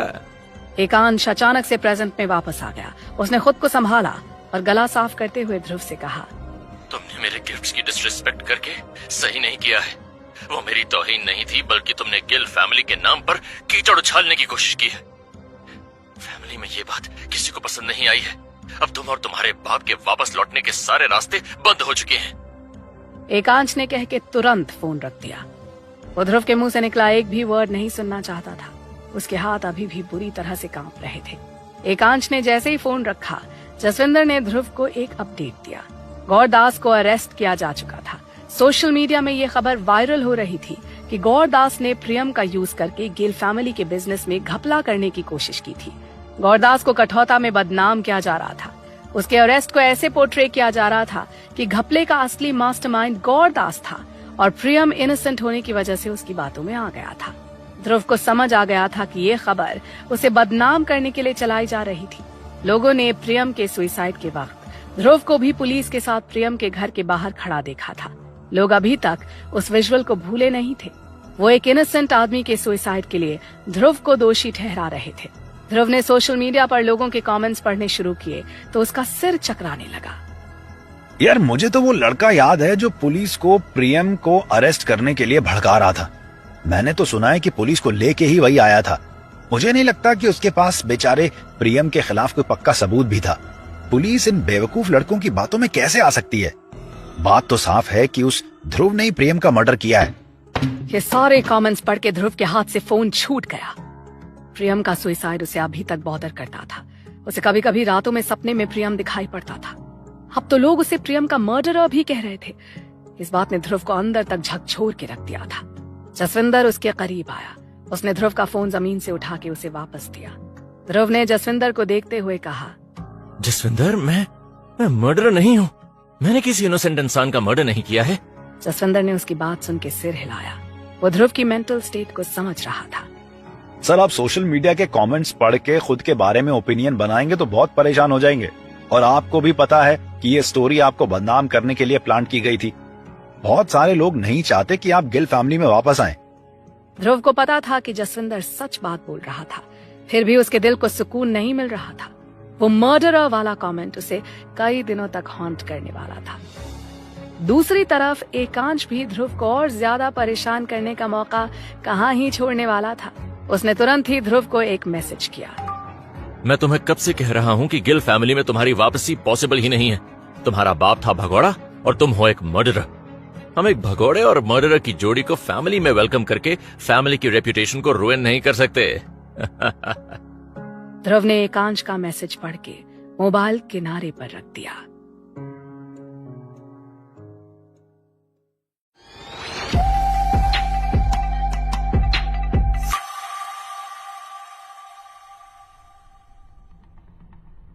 गिल फैमिली केवल ध्रुव की रेपुटेशन को हार्म करके रुकने वाली नहीं थी, वो उसे फिजिकल डैमेज भी करना चाहते थे। ये करने का सबसे अच्छा हथियार थे निधि वर्मा और उसकी कंपनी, जिसमें ध्रुव के 20% शेयर्स थे। ध्रुव के एसेट्स को एक एक करके डिस्ट्रॉय करना गिल फैमिली के कुछ मेंबर्स का मेन एजेंडा बन चुका था। निधि वर्मा कब उन फैमिली मेंबर्स की फायरिंग लाइन में आ गई उसे पता ही नहीं चला। निधि वर्मा एक बहुत ही सक्सेसफुल बिजनेस वुमन थी, ये बात ध्रुव भी मानता था। वो खुद की एक रियल एस्टेट कंपनी चलाती थी जो कि काफी प्रॉफिटेबल थी। साथ ही साथ एक इन्वेस्टर के तौर पर वो कई कंपनीज में इन्वेस्ट किया करती थी। उसकी ज्यादातर बेट्स ठीक ही निकलती थी। इसका रीजन ये था कि उसने कॉलेज में एक सब्जेक्ट में मेजर नहीं किया था, बल्कि उसका इंटरेस्ट कई सारे फील्ड्स में था। जब उसके सारे दोस्त एक सब्जेक्ट में मेजर करने पर फोकस कर रहे थे, तब वो साइंस, कॉमर्स, आर्ट्स और ह्यूमैनिटीज जैसी बिल्कुल ही अलग अलग फील्ड्स के सब्जेक्ट्स को एक साथ समझने में लगी हुई थी। इस वेरिड एक्सपीरियंस ने उसको सेम चीज को कई एंगल्स से देखना सिखाया था। इसकी वजह से वो वेल इन्फॉर्म्ड बिजनेस डिसीजंस ले सकती थी। इसीलिए उसकी ज्यादातर इन्वेस्टिंग बेट्स उसे प्रॉफिट ही देकर जाया करती थी। लेकिन ये कहानी रातों रात पलट जाएगी, इसका निधि को बिल्कुल आइडिया नहीं था। आज की रात जब निधि सोई थी तो वो एक सक्सेसफुल बिजनेस वुमन थी। कल सुबह जब वो उठी तो उस पर अपने फायदे के लिए लोगों को मरने देने के आरोप लग रहे थे। न्यूज़पेपर की हेडलाइंस कुछ इस तरह की थी। निधि वर्मा की कंपनी ने किया मौत के ड्रग में इन्वेस्ट। अब तक ड्रग लेने से 20 से भी ज्यादा लोगों की मौत हो चुकी है। निधि वर्मा ने एक फार्मास्यूटिकल कंपनी में इन्वेस्ट किया था जो जीन थेरेपी पर रिसर्च कर रही थी। ये एक बहुत ही रिप्यूटेड कंपनी थी जिसके नाम कई सारे इंटरनेशनल पेटेंट्स थे। कंपनी ने क्लेम किया था कि उन्होंने एक ऐसा ड्रग बनाया था जो रिवर्स एजिंग में मददगार साबित हो सकता है। कंपनी ड्रग का ट्रायल कर रही थी। इसी फेज में निधि ने कंपनी में काफी सारा पैसा इन्वेस्ट किया था। धीरे धीरे करके निधि ने रिवर्स एजिंग ड्रग प्रोजेक्ट को पूरा ही टेक ओवर कर लिया था। वो एक डिस्कवरी को लेकर बहुत एक्साइटेड थी, लेकिन अब आलम यह था कि लोग उसके ऑफिस के बाहर खड़े होकर प्रोटेस्ट कर रहे थे। निधि ध्रुव के साथ ऑफिस के अंदर फंसी हुई थी। वो लोग बाहर जा नहीं सकते थे क्योंकि प्रोटेस्टर्स ने ऑफिस को चारों तरफ से घेर रखा था। ऑफिस की सिक्योरिटी बड़ी मुश्किल से क्राउड को रोक कर रखे हुए थी। सिक्योरिटी हेड ने निधि को फोन करके पुलिस को बुलाने के लिए कहा। उसके लिए क्राउड कंट्रोल करना धीरे धीरे इम्पॉसिबल होता जा रहा था। निधि ने कई बार पुलिस को फोन लगाया, लेकिन पुलिस वाले उसे ठीक से रिस्पॉन्ड नहीं कर रहे थे। ऐसा लग रहा था कि पुलिस किसी के इशारे पर काम कर रही है। ध्रुव अच्छे से जानता था कि इशारा करने वाला आखिर था कौन। ऑफिस के अंदर फंसी हुई निधि की दिल की धड़कनें बढ़ती जा रही थी। वो अपने आप को बहुत ही अकेला महसूस कर रही थी। तभी अचानक से नीचे से किसी चीज के टूटने की आवाज आई। लोग उसके ऑफिस का सिक्योरिटी का घेरा तोड़ने में कामयाब हो गए थे। वो तेजी से ऑफिस के अंदर आते जा रहे थे। उनमें से कई तो निधि के खून के प्यासे थे। ध्रुव को पता चला कि भीड़ में कई लोग ऐसे भी हैं जिनके रिलेटिव्स की ड्रग करने से डेथ तक हो गई थी। ध्रुव समझ गया था कि अगर निधि उन लोगों में से किसी के भी हाथ आ गई तो उसकी जान भी जा सकती थी। वो निधि को लेकर एक कैबिन में छुप गया। निधि और ध्रुव कैबिन में छुपे हुए बाहर घूम रहे लोगों की आवाजें सुन सकते थे। लोग बुरी तरह से भड़के हुए थे। कहाँ है तुम्हारी बॉस? मुझे उसकी जान लेनी है। मेरा बदला तभी पूरा होगा जब मैं अपने हाथों से उसका गला दबाऊंगा। तभी मेरे पापा की आत्मा को शांति मिलेगी। बाहर घूम रहे लोगों की आवाजें निधि के दिल को दहला दे रही थी। उसकी आंखों में आंसू आ गए। उसे अपनी मौत सामने खड़ी हुई दिखाई दे रही थी। ध्रुव को एहसास हुआ कि उसकी शर्ट आंसुओं की बूंदों से गीली हो रही थी। उसने देखा कि निधि रो रही है। उसने निधि को गले लगाते हुए उसे शांत रहने के लिए कहा। उसी समय उसके मोबाइल पर एक मैसेज आया। ये मैसेज जसविंदर की तरफ से था। सर, पता चला है कि गिल फैमिली ने क्राउड में अपने लोग मिक्स करके निधि के ऑफिस में भेजे हैं। वो केवल निधि को ही अटैक नहीं करेंगे बल्कि आपको भी निशाना बनाएंगे। उनका प्राइमरी टारगेट ही आप हो। आपको बहुत केयरफुल रहना होगा। वो आपको मारने की भी कोशिश कर सकते हैं। आप छुप के ही रहना। किसी भी सिचुएशन में बाहर निकलने की जरूरत नहीं है। मैं पुलिस से कोऑर्डिनेट कर रहा हूँ। जल्द से जल्द पुलिस को वहाँ भेज के आपको रेस्क्यू कराता हूँ। ये करना थोड़ा मुश्किल हो रहा है क्योंकि पुलिस ही गिल फैमिली के इशारों पर नाच रही है। जसविंदर ने ध्रुव को काफी डिटेल्ड मैसेज भेजा था। ध्रुव ने मैसेज पढ़कर एक गहरी सांस ली। फिर उसने सुबकती हुई निधि की तरफ देखा। वो अपनी वजह से निधि को नुकसान पहुंचते हुए नहीं देख सकता था, इसलिए उसने कुछ ऐसा कदम उठाया जिसकी उम्मीद उसने खुद से भी कभी नहीं की थी। ध्रुव ने गिल फैमिली के ऑफिशियल नंबर पर फोन मिला दिया। गिल फैमिली के मेंबर्स ध्रुव के नंबर से फोन आता हुआ देखकर सरप्राइज हो गए। उनको लगा कि ऊंट फाइनली पहाड़ के नीचे आ ही गया। एकांश की माँ ने एक प्राउड स्माइल के साथ फोन उठाया और कहा, हेलो, कौन बोल रहा है? तुम्हें अच्छे से पता है कि मैं कौन बोल रहा हूँ, तो ये सब फालतू की बातें करके टाइम नहीं वेस्ट करते हैं। ध्रुव की बात सुन के एकांश की माँ को हंसी आ गई। चलो ठीक है, फिर काम की ही बात कर लेते हैं। फिर मैं चाहता हूँ कि तुमने जो अटैक निधि की कंपनी पर किया है उसे वापस ले लो। उसके बदले में तुम जो चाहोगी मैं करने के लिए तैयार हूँ।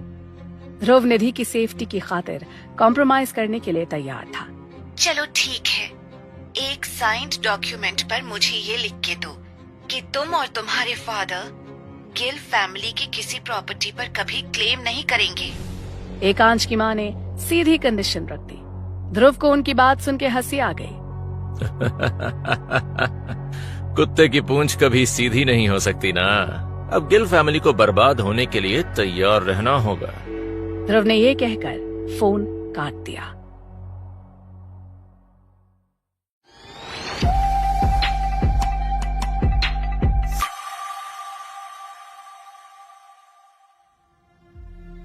उसकी मुझसे इस तरह से बात करने की हिम्मत कैसे हुई? गिल फैमिली को बर्बाद करने चला है बेवकूफ। जो इतने साल से नहीं हुआ वो अकेले कर लेगा ये कल का लड़का। एकांश की माँ ध्रुव की धमकी सुन के बुरी तरह से भड़क गई थी। हॉल में बैठे गिल फैमिली के मेंबर्स उसका पूरा सपोर्ट कर रहे थे।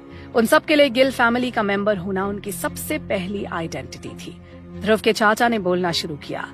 वो गधा सचमुच अपने बाप पर ही गया है। उसे आइडिया भी नहीं लगा है कि हमने उसे चारों तरफ से घेर लिया है। हमें पता है कि उसकी जान वर्मा रियल एस्टेट में अटकी हुई है, जिसे निधि वर्मा ओन करती है। उसमें ध्रुव के 20% शेयर्स हैं। निधि की पोजीशन को वीक करके इवेंचुअली हम उसे ही कमजोर कर रहे हैं। यही नहीं, ये जो गौरदास वाला मामला है ना, वो भी निधि से ही जुड़ा हुआ है। गौरदास, जो कि निधि की फैमिली का एस्ट्रोलॉजर है, वो जेल में है। गौरदास वर्मा फैमिली के लिए एक गाइडिंग लाइट का काम करता है। उससे पूछे बिना वर्मा फैमिली कोई भी मेजर फैसला नहीं लेती है। निधि अब पूरी तरह से अकेली पड़ चुकी है। उसकी कंपनी के शेयर्स की वैल्यू तेजी से डाउन हो रही है।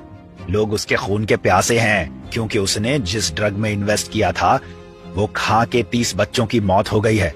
देखा, कर दिया ना खेल। ध्रुव के चाचा की बात सुन के हॉल में बैठे हुए गिल फैमिली के मेंबर्स कुछ ज्यादा एक्साइटेड हो गए। उनमें से कुछ खड़े होकर तालियां बजाने लगे। अब बताओ, इन सबका कलेक्टिव नुकसान सबसे ज्यादा किसे झेलना पड़ेगा? एक आदमी चीख उठा, ध्रुव गिल को। उसकी बात सुनते ही हॉल में सन्नाटा छा गया। सब उसकी तरफ देखकर हूटिंग करने लगे। आदमी को समझ नहीं आया कि उसने गलत क्या बोल दिया है। तभी एकांश की माँ ने सिक्योरिटी गार्ड को ऑर्डर दिया। सिक्योरिटी, इस आदमी को घसीटते हुए यहाँ से लेके जाओ और घर के बाहर फेंक दो। एकांश की माँ की बात सुनते ही सिक्योरिटी वाले अंदर आए और आदमी को घसीटते हुए हॉल से बाहर ले गए। इसके बाद एकांश की माँ हॉल में मौजूद लोगों से बोली, उसको कोई ध्रुव गिल कहकर नहीं बुलाएगा। हम हैं गिल, वो नहीं। गंदा खून। लोग फिर से एक्साइटमेंट में चीखने लगे और तालियां बजाने लगे। ध्रुव के चाचा ने उन्हें शांत रहने का इशारा किया। और आप लोगों को पता है कि निधि और ध्रुव को सबसे बड़ा शौक क्या लगने वाला है? नहीं, ये निधि के माँ बाप अपनी बेटी की शादी ध्रुव से कराने का सोच रहे थे, ताकि उनका फैमिली बिजनेस और भी बड़ा हो जाए। हमने उनके प्लान्स पर भी पानी फेर दिया है। गिल फैमिली के मेंबर्स ने एक बार और तालियां बजाई। ध्रुव के चाचा ने सिर झुकाकर सबका अभिवादन स्वीकार किया। एकांश की माँ भी ध्रुव के चाचा को मिल रहे अप्रिसिएशन से खुश तो थी, लेकिन उसको लग रहा था कि उसका बेटा थोड़ा ओवरशैडो हो रहा है। तभी ध्रुव के चाचा ने एकांश की माँ से पूछा, भाभी, मुझे जितना बन पड़ा उतना मैंने किया। अब आप ऑर्डर दें तो मैं इस ध्रुव की कुंडली खंगाल के इस पे कुछ और अटैक करूं? एकांश की माँ ने ये बात सुन के ना में सिर हिला दिया। उसने ध्रुव के चाचा को बैठने का इशारा किया। फिर वो अपने बेटे की तरफ मुड़ी और उसे हॉल के सेंटर पर आने के लिए इशारा किया, जहाँ पर वो खुद खड़ी हुई थी। एकांश अपनी माँ के बगल में जाकर खड़ा हो गया। उसकी माँ ने हॉल में मौजूद लोगों को एड्रेस करना शुरू कर दिया। मेरे बेटे ने ध्रुव को डिस्ट्रॉय करने की पूरी प्लानिंग कर ली है। मैंने इसे समझा दिया है कि अब इसकी अय्याशी करने की उम्र नहीं रही। अब इसे 4 औरतों के पास जाके मुंह मारने की बजाय एक लड़की को चुन लेना चाहिए, जो लड़की गिल फैमिली को उसका वारिस दे सके। शादी करना या ना करना इसके ऊपर है, लेकिन मुझे गिल फैमिली का वारिस चाहिए इससे। एकांश की माँ की बात सुनकर वहाँ बैठे लोगों ने हाँ में सिर हिलाया। फिर वो अपने बेटे की तरफ मुड़ के बोली, तुम समझ गए ना कि मेरी और पूरी फैमिली की तुमसे कितनी सारी एक्सपेक्टेशंस हैं। इसीलिए अच्छा यही है कि लाइफ में सीरियस हो जाओ और गिल फैमिली के बिजनेस और इन्फ्लुएंस को एक्सपैंड करने पे ध्यान दो, ठीक है? अपनी माँ की बात सुन के एकांश ने हाँ में सिर हिलाया। अगले ही पल उसकी माँ ने उसके गाल पर एक जोरदार थप्पड़ जड़ दिया। एकांश लड़खड़ा के जमीन पर गिर गया हॉल में फिर से सन्नाटा पसर गया। लोगों को एकांश की माँ की इस हरकत का कोई रीजन समझ नहीं आ रहा था। एकांश की माँ सबके सामने जोर जोर से एकांश को डांटने लगी। कहाँ है तुम्हारी मर्दानगी? कहाँ है तुम्हारी जवानी? ये खड़े खड़े सिर क्या हिला रहे थे मेरे बगल में? मुंह से आवाज नहीं निकलती क्या तुम्हारे? एकांश अपने गाल सहलाते हुए अपनी माँ की डांट सुन रहा था। खड़ा हो जा बेवकूफ और चीख के बता सबको कि तू ही डिजर्विंग वारिस है गिल फैमिली का। अपनी माँ की बात सुन के एकांश उछल के खड़ा हो गया। उसने हॉल में मौजूद लोगों की तरफ एक नजर डाली। उसके चेहरे पर वीकनेस का एक भी निशान नहीं दिख रहा था। उसने चीखते हुए लोगों से कहा, आप लोगों को टेंशन लेने की कोई जरूरत नहीं है। मैं फैमिली की पूरी जिम्मेदारी उठाने के लिए तैयार हूँ। एकांश की बात सुनकर उसकी माँ जोर जोर से ताली बजाने लगी। धीरे धीरे करके पूरा हॉल उसकी माँ का साथ देने लगा। एकांश को समझ आ गया था कि उसे अपने वर्ड्स पर खरा उतरना ही पड़ेगा। अगर वो ऐसा करने में असफल रहा तो उसकी अपनी माँ ही उसकी खाल उतार देगी। एकांश को फैमिली पर कंट्रोल करने की शुरुआत ध्रुव को डिस्ट्रॉय करने से करनी थी। अगर वो यही करने में फेल हो गया तो फैमिली का कोई भी मेंबर उसे अपना लीडर मानने के लिए तैयार नहीं होगा। उसके सामने चुनौती बड़ी थी, लेकिन इस खेल में मजा भी आने वाला था।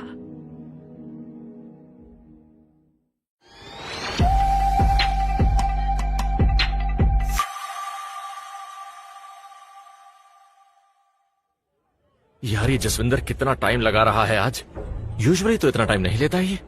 अभी तक पुलिस भी नहीं भेजी है। हम कब तक यहाँ अटके रहेंगे? ध्रुव निधि के साथ अभी भी कैबिन में छुपा हुआ था। कैबिन की लाइट बंद थी। बाहर अभी भी लोग निधि को ढूंढने के लिए इधर उधर भाग रहे थे। निधि की कंपनी का पूरा स्टाफ धीरे धीरे करके ऑफिस से निकल गया था। निधि के दिल की धड़कनें तेज चल रही थी। उसे पता था कि जल्द ही कोई कैबिन को खोलने की कोशिश करेगा और वो पकड़े जाएंगे। गुस्से से भरे लोग निधि को देखते ही उसकी हत्या कर देंगे। कुछ ही पलों में निधि का डर सच भी साबित हो गया। किसी ने जोर से कैबिन के गेट पर खटखटाना शुरू कर दिया। कौन है अंदर? दरवाजा खोलो। निधि डर की वजह से मानो एक पल के लिए सांस ही लेना भूल गई। उसके दोनों हाथों ने ध्रुव के कंधे को जकड़ लिया। ध्रुव निधि की कांपती बॉडी महसूस कर सकता था। उसने निधि को चुप रहने का इशारा किया। निधि ने हाँ में सिर तो हिला दिया, लेकिन उसकी बॉडी अब भी बुरी तरह से कांप रही थी। तभी बाहर से आती हुई एक आवाज ने ध्रुव और निधि को और भी डरा दिया। भाई लोग, तुम लोग गलत जगह ढूंढ रहे हो। वो डायन निधि इस कैबिन के अंदर छुपी हुई है। इस कैबिन का दरवाजा अंदर से लॉक है। इधर आओ सब लोग। आदमी की आवाज सुन के सारे लोग आके कैबिन के दरवाजे के बाहर खड़े हो गए। आदमी ने निधि को धमकी देते हुए कहा, हमें पता है कि तुम इस कैबिन के अंदर छुपी हुई बैठी हो। तुम्हारी भलाई इसी में है कि तुम खुद ही कैबिन से बाहर निकल आओ। अगर हमें दरवाजा तोड़ के अंदर आना पड़ा तो तुम्हारा हाशिर बहुत बुरा होगा। मेरे 5 तक की गिनती कर लेने तक बाहर आ जाना। कैबिन के फ्लोर पर बैठी निधि ने ध्रुव की तरफ देखा। कब तक यहाँ बैठे रहेंगे? चले क्या बाहर? जो होगा देखा जाएगा। ध्रुव ने ना में सिर हिलाया। बाहर जाने का कोई फायदा नहीं है। वो लोग हम दोनों को मारने ही आए हैं। ध्रुव ने निधि को चुपचाप बैठी रहने का इशारा किया। आदमी की 5 तक की गिनती खत्म हो चुकी थी। तोड़ दो दरवाजे को। कैबिन के बाहर मौजूद सभी लोगों ने दरवाजा तोड़ने की कोशिश शुरू कर दी। पहले कुछ धक्कों में तो दरवाजे पर कोई खास असर नहीं पड़ा, लेकिन धीरे धीरे करके दरवाजे के जॉइंट्स जवाब देने लगे। एक एक करके जॉइंट्स की कीलें निकलकर हवा में उड़ रही थी। ध्रुव और निधि अंदर बैठकर ये नजारा देख रहे थे। ध्रुव डेस्परेशन में जसविंदर को फोन कर रहा था। ध्रुव की लाइफ में पहली बार ऐसा हुआ था कि जब जसविंदर ने बार बार कॉल करने पर भी उसका फोन नहीं उठाया था। जसविंदर ने भी ऐसा करने के लिए क्या गजब का वक्त चुना था। ध्रुव की उम्मीद टूटती जा रही थी और धीरे धीरे करके दरवाजा भी टूट ही गया। ध्रुव और निधि ने आंखें बंद कर ली। उनके साथ जो होने जा रहा था वो उसे देखना नहीं चाहते थे। इस निधि वर्मा का हम यही हिसाब करेंगे। इसे अरेस्ट करने की कोई जरूरत नहीं है। इसकी वजह से 30 मासूम बच्चों की जान गई है। मेरा बच्चा भी उनमें से था। मुझे तो तभी सुकून मिलेगा जब मैं अपने हाथों से इसका गला दबाऊंगा। ध्रुव और निधि अभी भी आंखें बंद किए हुए बैठे थे। तभी अचानक से ध्रुव को एहसास हुआ कि आदमियों की आवाजें कैबिन के बाहर से आ रही हैं। दरवाजा तोड़ के आदमी अंदर क्यों नहीं आए थे? ध्रुव ने आंखें खोली तो अपने सामने अभिमन्यु रहेजा को खड़ा पाया, जो कि भीड़ को शांत करने की कोशिश कर रहा था। उसके साथ पुलिस की एक टीम भी थी। जसविंदर सही टाइम पर पुलिस भेजने में कामयाब हो चुका था। ध्रुव और निधि की जान बच गई थी। ध्रुव ने निधि के कंधे पर टैप किया और उसे आंखें खोलने के लिए कहा। निधि को भी सामने का नजारा देख के थोड़ा सुकून मिला। पुलिस की प्रेजेंस में वो महफूज थी। इंस्पेक्टर अभिमन्यु रहेजा अपनी टीम के साथ ध्रुव और निधि के पास आया। पुलिस की टीम ने ध्रुव और निधि के चारों ओर एक बड़ा सा घेरा बना लिया। भीड़ में मौजूद लोग हाथ फेंक कर ध्रुव और निधि के कॉलर तक पहुंचने की कोशिश कर रहे थे, लेकिन ध्रुव और निधि उनकी पहुंच से बहुत दूर थे। लोगों ने गुस्से में आकर निधि को गंदी गंदी गालियां देना शुरू कर दिया, लेकिन लोगों के मुंह से 4 गालियां सुन लेना जान गंवा देने से तो बेहतर ही था। निधि भगवान को धन्यवाद कह रही थी। अभिमन्यु ध्रुव और निधि को लेकर बिल्डिंग के नीचे पहुंचा। वहाँ पुलिस की कई गाड़ियां खड़ी हुई थी। निधि ने अभिमन्यु से पूछा, अब मैं घर जा सकती हूँ? अभिमन्यु ने निधि की तरफ देखते हुए ना में सिर हिलाया। अभी हम आपको अकेला नहीं छोड़ सकते। आपके खिलाफ शहर में सेंटिमेंट बहुत ही ज्यादा स्ट्रांग है। लोग आपके खून के प्यासे हैं। आप अभी हमारे साथ पुलिस स्टेशन चलिए। आप वहीं पर रहेंगी जब तक हमें ये नहीं लगता कि मामला सफिशिएंटली ठंडा हो गया है। निधि को लगा कि पुलिस उसे इनडायरेक्टली अरेस्ट करना चाह रही है। अभिमन्यु जी, क्या मुझे अरेस्ट किया जा रहा है? अभिमन्यु ने ना में सिर हिलाया और कहा, नहीं मैडम, आपको चिंता करने की बिल्कुल भी जरूरत नहीं है। हमारे पास आपको अरेस्ट करने का कोई भी रीजन नहीं है। हम ये सब बस आपकी सेफ्टी के लिए कर रहे हैं। अभिमन्यु ये कह के ध्रुव की तरफ मुड़ा। ध्रुव सर, आप भी हमारे साथ पुलिस स्टेशन में ही रहेंगे। हमारे पास इंटेलिजेंस है कि अनरेस्ट का फायदा उठा के आपको भी हार्म करने की कोशिश की जा सकती है। हाँ, मैं समझ सकता हूँ। इसके बाद सभी लोग पुलिस की कार्स में सवार होकर लोकल पुलिस स्टेशन की तरफ चले गए। पुलिस स्टेशन पहुंचते ही ध्रुव और निधि एक आदमी से मिले जो वहां पर पहले से ही उनका इंतजार कर रहा था। उन दोनों को देखते ही वो आदमी रो पड़ा। ध्रुव उसके पास गया और उसको जोर से गले लगा लिया।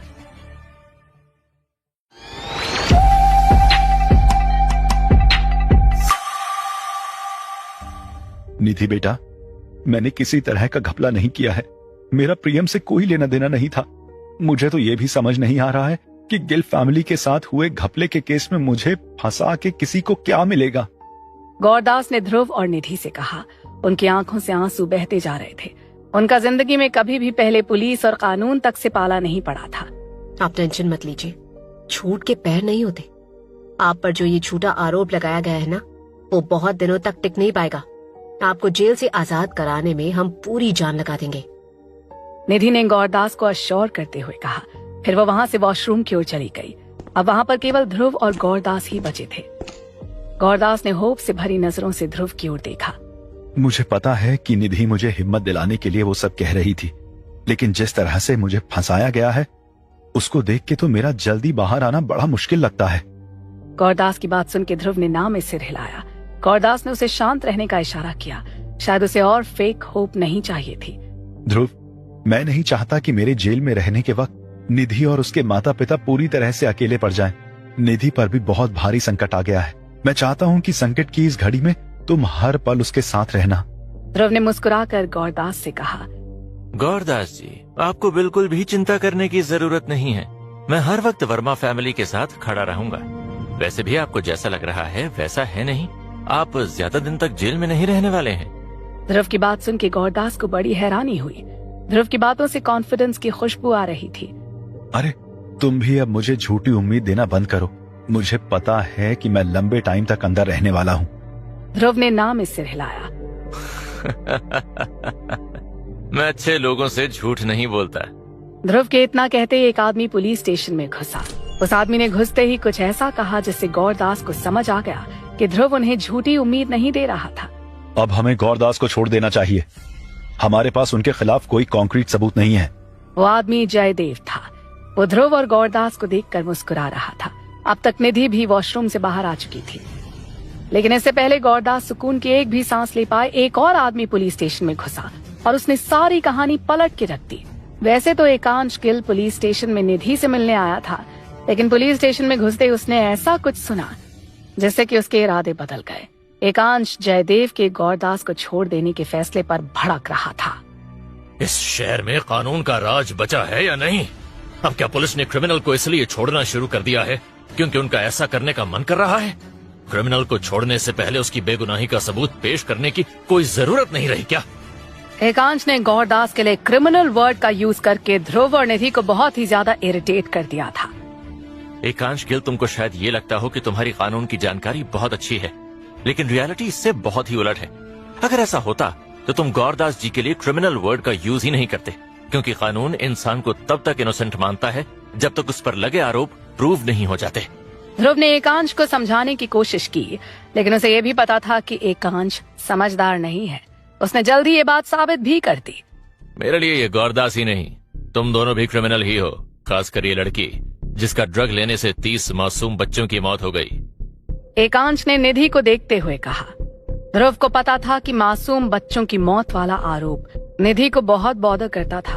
वो गुस्से में एकांश से बोला, मेरे 3 तक गिन लेने से पहले निधि से माफी मांग लेना।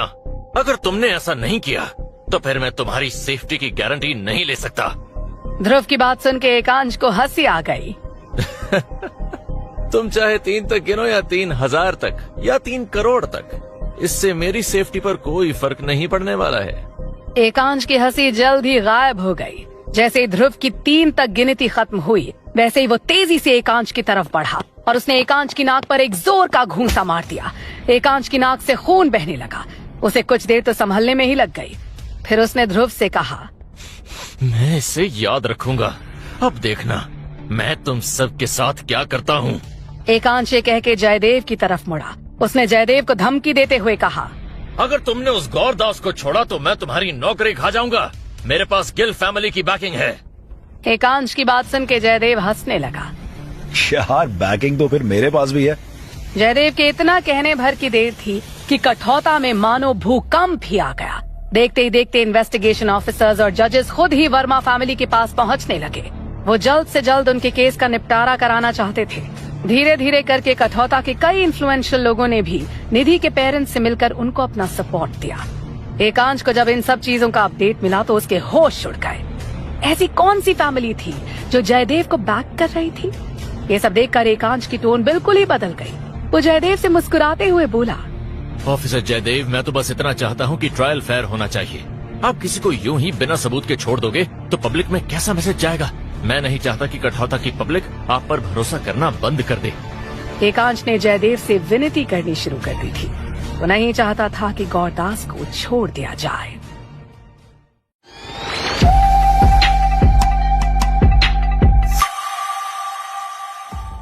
एकांश की बात का पुलिस पर कोई असर नहीं पड़ा। गौरदास को रिहा कर दिया गया। ये एकांश के लिए एक बड़ा झटका था, लेकिन उसके पास अभी भी कुछ ट्रिक्स बची हुई थी। वो निधि के पास गया। ध्रुव भी निधि के बगल में ही बैठा हुआ था। वो दोनों अभी भी पुलिस स्टेशन में ही थे। एकांश ने गला साफ करते हुए निधि से कहा, मैं अकेले में कुछ बात करना चाहता हूँ। निधि ने उसकी किसी भी बात का कोई जवाब नहीं दिया। ध्रुव ने इशारा करके उसे वहाँ से जाने के लिए कहा, लेकिन एकांश वहाँ से हिला भी नहीं। निधि, वो रूम खाली पड़ा हुआ है, चलो वहाँ चल के बात करते हैं। टेंशन मत लो, तुम्हें अकेला पाके मैं तुम्हारा फायदा उठाने की कोशिश नहीं करूंगा। एकांश ये कहकर हंसने लगा। ध्रुव को उसकी बात सुन के जोर का गुस्सा आ गया। वो अपनी जगह से उठा और एकांश को मुक्का मारने की कोशिश की। हालांकि इस बार एकांश पूरी तरह से अलर्ट था। तुम्हें अपनी नाक तोड़वा के सुकून नहीं मिला है क्या? तुम क्या चाहते हो कि मैं तुम्हारी 2-4 हड्डियां और तोड़ दूं? एकांश ने ध्रुव को इग्नोर करते हुए निधि की तरफ देखा। ये तुम्हारा आशिक है क्या? मैं तुम्हारे साथ अकेले टाइम स्पेंड करने के लिए बोल रहा हूँ, तो इससे क्यों दिक्कत हो रही है? एकांश की बात सुन के ध्रुव बुरी तरह से भड़क गया। वो गुस्से में एकांश पर चिल्लाया, चल निकल यहाँ से। ध्रुव ने एकांश को धक्का देके पुलिस स्टेशन से बाहर निकालना शुरू कर दिया, लेकिन एकांश अब भी निधि से बात किए जा रहा था। निधि, मुझे पता है कि तुम एक बहुत अच्छी बिजनेस वुमन हो। तुमसे ज्यादा रेपुटेशन की वैल्यू कौन समझ सकता है? तुम्हारी मार्केट में रेपुटेशन इतनी गिर चुकी है कि उसे रिकवर होने में सालों लग जाएंगे, और तब तक तुम्हारे सारे फैमिली बिजनेसेस बंद हो चुके होंगे। कभी अपनी फैमिली के बारे में सोचा है? वैसे भी वर्मा फैमिली अब कठौता की टॉप फैमिलीज में से एक नहीं रही है। उसके बाद अगर तुम लोगों के पास बिजनेसेस भी नहीं होंगे तो तुम्हारी कुछ भी वैल्यू नहीं बचेगी। एकांश की बात में कुछ भी नया नहीं था। निधि ने ऑलरेडी ये सारी बातें सोच रखी थी, लेकिन तभी एकांश ने कुछ ऐसा कहा कि निधि के कान खड़े हो गए। मेरे पास तुम्हारे लिए एक ऐसा ऑफर है जिससे तुम्हारा बिजनेस बच जाएगा और तुम्हारी फैमिली की रेपुटेशन भी। निधि अपनी जगह से उठकर लगभग दौड़ते हुए ध्रुव और एकांश के पास आई। ध्रुव अब तक एकांश को लगभग पुलिस स्टेशन से बाहर कर ही चुका था। निधि ने ध्रुव से कहा, छोड़ दो उसे। ध्रुव निधि की बात सुन के हैरान हो गया। निधि, तुम इसकी बातों में आ रही हो? तुम्हारा दिमाग तो ठीक है ना? ये कभी किसी और के फायदे की बात नहीं कर सकता। पक्का इसने कोई ऐसी स्कीम सोच रखी है जिससे इसे फायदा होगा। इसके चक्कर में मत पड़ो। ध्रुव ने निधि को समझाने की कोशिश की, लेकिन निधि ने उसको पूरी तरह से इग्नोर कर दिया। उसने एकांश से कहा, आओ रूम में चल के बात करते हैं। निधि ने एकांश को उसके पीछे आने का इशारा किया। ध्रुव शॉक्ड था। एकांश उसको देखकर मुस्कुराया और निधि के साथ वहां से चला गया। एकांश और निधि पुलिस स्टेशन के अंदर खाली पड़े हुए एक रूम में पहुंचे। ये ध्रुव गिलना तुमसे बहुत प्यार करता है, कभी ना कभी वो तुम्हें शादी के लिए प्रपोज जरूर करेगा, ये बात मैं लिख के दे सकता हूँ। निधि के चेहरे से साफ था कि वो एकांश के प्रेडिक्शंस में बिल्कुल भी इंटरेस्टेड नहीं थी। तुम्हें मेरी मैरिज के बारे में चिंता करने की जरूरत नहीं है, हम जरा मुद्दे की बात कर लें। बोलो, क्या ऑफर है तुम्हारा? निधि को ज्यादा इधर उधर की बातें करना पसंद नहीं था और अभी तो वो वैसे भी काफी ज्यादा परेशान थी। देखो, तुम्हें ये बात तो अच्छे से पता ही होगी कि तुम्हारे कंपनी के शेयर्स की वैल्यू बहुत तेजी से गिर रही है। 2-3 दिन तक अगर तुमने कुछ नहीं किया तो वो वैल्यू 0 भी हो सकती है। निधि उसकी बात सुन के थोड़ा इम्पेशेंट हो रही थी।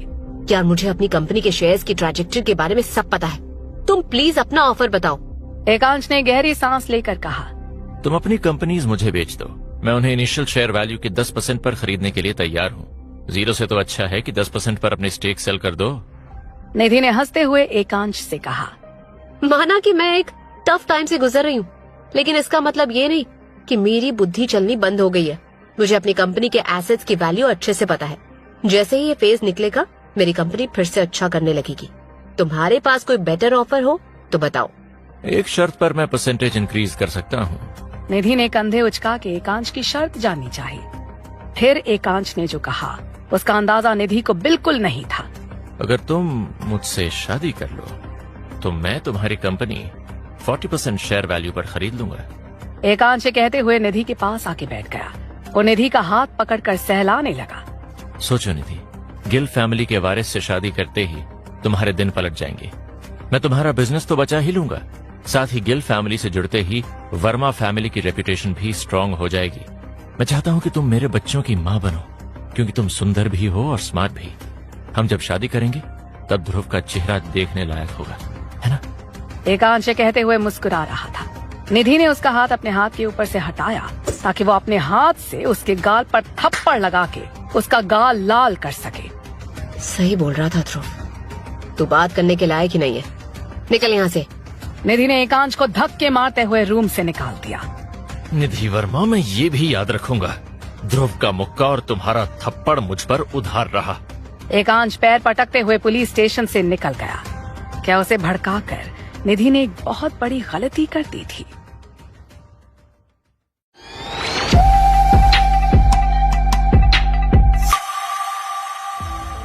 मैडम, वैसे तो अब काफी समय हो गया है तो लोगों का गुस्सा काफी कम हो गया है, इसलिए ही हम आपको अपने घर वापस जाने दे रहे हैं। वैसे भी ये सोशल मीडिया का युग है, लोग चीजें जल्दी से ही भूल जाते हैं, लेकिन मैं फिर भी आपको सजेस्ट करूंगा कि आप उन लोगों के लिए जरूर कुछ करें जिन्होंने उस ड्रग्स की वजह से अपने बच्चे खोए हैं। ऐसा करने से आपके प्रति पब्लिक का परसेप्शन चेंज हो जाएगा, जो कि सबसे जरूरी चीज है। अभिमन्यु ने निधि से कहा। ध्रुव भी उसके पास ही था। पुलिस को लग रहा था कि कठौता में निधि के लिए गुस्सा कम हो चुका है, इसलिए अब ध्रुव और निधि फ्री घूम सकते थे। बिल्कुल सही कहा आपने, मैं भी कुछ ऐसा ही करने का सोच रही थी। निधि और ध्रुव अभिमन्यु से विदा लेकर वहाँ से चले गए। ध्रुव बहुत ही ज्यादा थक चुका था तो वो सीधा घर जाने की फिराक में था, लेकिन निधि जैसी वर्कहॉलिक लड़की बिना काम खत्म किए चैन की नींद कैसे ले सकती थी? उसने सीधा गाड़ी ऑफिस की तरफ मोड़ दी। ध्रुव ने ये देखकर निधि से कहा, अरे ये कहाँ जा रही हो तुम? ऑफिस में कुछ सामान रखा है क्या तुम्हारा? निधि का चेहरा बहुत ही सीरियस था। उसने ध्रुव की बात पर रिएक्शन ही नहीं दिया। ओ मैडम, सुनाई नहीं दे रहा है क्या? जा कहाँ रहे हैं हम? निधि ने चौंक कर ध्रुव की तरफ देखा। वो डीपली किसी चीज के बारे में सोच रही थी। ऑफिस जा रहे हैं यार, और कहाँ ही जाएंगे अभी। निधि ने ये बात ऐसे कही मानो ये एक बहुत ही ऑब्वियस बात हो। ध्रुव के लिए इतने घंटे पुलिस स्टेशन में बिताने के बाद ऑफिस जाना बिल्कुल भी नॉर्मल बात नहीं थी। तुम गाड़ी रोको तुरंत। निधि को समझ नहीं आया कि ध्रुव उस पर क्यों भड़क रहा है। उसने गाड़ी रोक दी। ध्रुव गाड़ी से उतर गया। उसने निधि को अकेले ही ऑफिस जाने के लिए कहा। निधि के लिए लगातार काम करते रहना एक नॉर्मल बात थी। उसे ये समझ नहीं आता था कि दुनिया उसके जैसे वर्कहॉलिक लोगों से भरी हुई नहीं है। निधि कुछ देर में अपनी कंपनी के ऑफिस पहुंच गई। वहाँ पर लवीना उसका इंतजार कर रही थी। निधि ने पुलिस स्टेशन से निकलने से पहले ही लवीना को ऑफिस पहुंचने के लिए कहा था। लवीना निधि को देखकर मुस्कुराई और कहा, हेलो निधि। निधि के पास हाय हेलो करने का टाइम नहीं था। यार, वो लोग जिनके बच्चे मारे गए हैं उनके बारे में कुछ करने की जरूरत है। लवीना ने निधि की बात सुन के सिर तो ऐसे हिलाया मानो उसके पास इस प्रॉब्लम का सलूशन हो। निधि बहुत देर तक लवीना को घूरती रही। उसे लग रहा था कि लवीना किसी भी पल बोलना स्टार्ट कर सकती है, लेकिन ऐसा कुछ नहीं था। ये प्रॉब्लम इतनी कठिन थी कि इसे सॉल्व करना लवीना के बस की बात नहीं थी। निधि ने कुछ देर के लिए सोचा, फिर वो एक्साइटमेंट के साथ बोली, यार जिनके बच्चे मारे गए हैं उन्हें कुछ मॉनेटरी कंपनसेशन दे दें क्या? लवीना ने निधि की बात पर कुछ पल के लिए सोचा, फिर वो बोली, अब निधि, फिर क्या हम लोग ये एक्सेप्ट नहीं कर रहे हैं कि बच्चों की मौत हमारे ड्रग से ही हुई है और हम खुद ही अभी तक इस बारे में श्योर नहीं है कि असल में आखिर हुआ क्या था? लवीना की बात में दम तो था। निधि खुद को काफी फंसा हुआ महसूस कर रही थी। उससे ना उगलते बन रहा था और ना निगलते। अगर वो मरे हुए बच्चों के माँ बाप के लिए कुछ नहीं करती तो पब्लिक उसे विलेन समझती। अगर वो कुछ करती तो ये कन्फेशन सा लगता। यार कुछ तो करने की जरूरत है ना। हम हाथ पर हाथ धरे बैठे रहेंगे तो शेयर्स की वैल्यू नीचे जाते जाते एक दिन 0 भी हो सकती है। निधि की चिंता पूरी तरह से जेन्युइन थी। हालांकि उसकी कंपनी के शेयर्स उतनी तेजी से नहीं गिर रहे थे, फिर भी एक कांस्टेंट डिप तो चल ही रहा था। लोग लगातार अपने शेयर्स बेच रहे थे। कोई भी उसकी कंपनी के शेयर्स खरीद के उसके ऊपर ट्रस्ट दिखाने के लिए तैयार नहीं था। निधि और लवीना बैठ के सिर खपा ही रही थी कि निधि को किसी का फोन आया। कॉल एक अनोनिमस नंबर से आया था। अनोनिमस नंबर से आए हुए कॉल्स निधि पिक ही नहीं करती थी।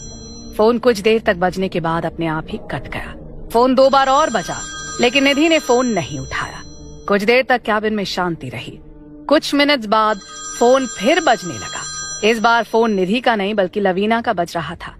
लवीना के फोन उठाते ही फोन के दूसरी ओर वाला आदमी जोर जोर से चिल्लाने लगा, ये तुम्हारी बॉस निधि खुद को समझती क्या है? कहीं की महारानी है क्या? फोन क्यों नहीं उठाती है लोगों का? फोन दो उसे। आदमी बहुत ही ज्यादा गुस्से में लग रहा था। लवीना